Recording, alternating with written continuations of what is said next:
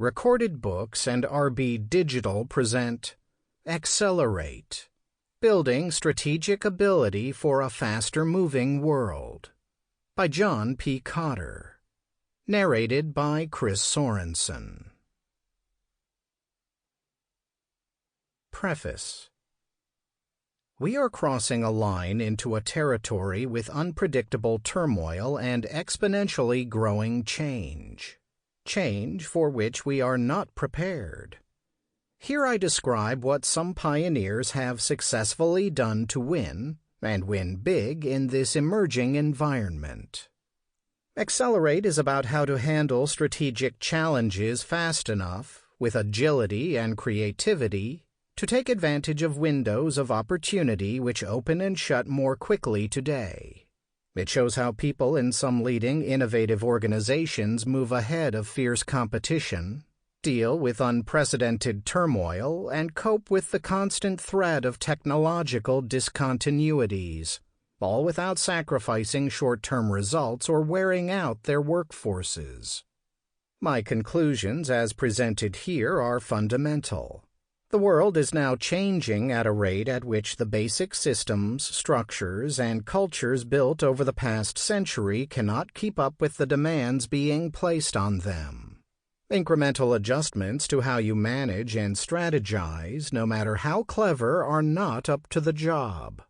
You need something very new to stay ahead in an age of tumultuous change and growing uncertainties.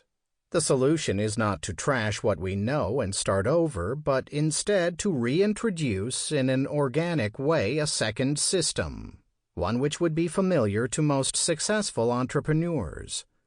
The new system adds needed agility and speed, while the old one, which keeps running, provides reliability and efficiency. The two together, a dual system, are actually very similar to what all mature organizations had at one point in their life cycles, yet did not sustain, and have long since forgotten.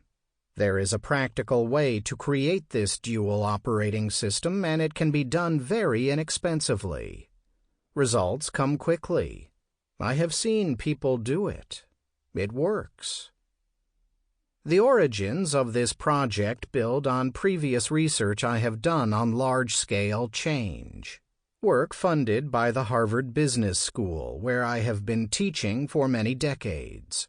A report on that research was first published in my book Leading Change, 1996, and extended with follow-up reports in The Heart of Change, 2002, Our Iceberg is Melting, 2006, A Sense of Urgency, 2008, and Buy-in, 2010.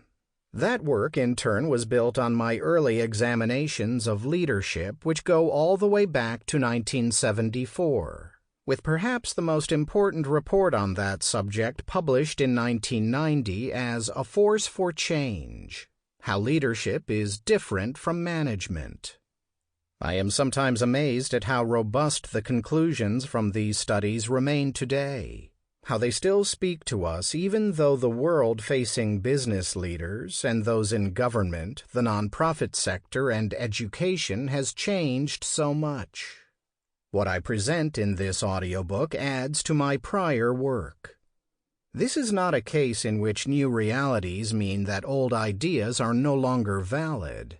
It is more a case of adding to previous conclusions in a way that takes us to some very big new ideas. Up until this project, all my past work, research now spanning many decades, has used the same formula. Find cases representing the highest 10% or 20% of performers, observe what they do, talk to people who have lived in those situations, then do the same for the average performers and for the laggards. Look for patterns that show the differences. Report those patterns with an emphasis on factors that you can change to take average performance to high or lagging results at least up to the norm. With this project, for the first time in my career, I have tried a formula that is different in two fundamental ways. Here I begin by looking at people truly pushing the envelope. I mean only the top. Sample complete.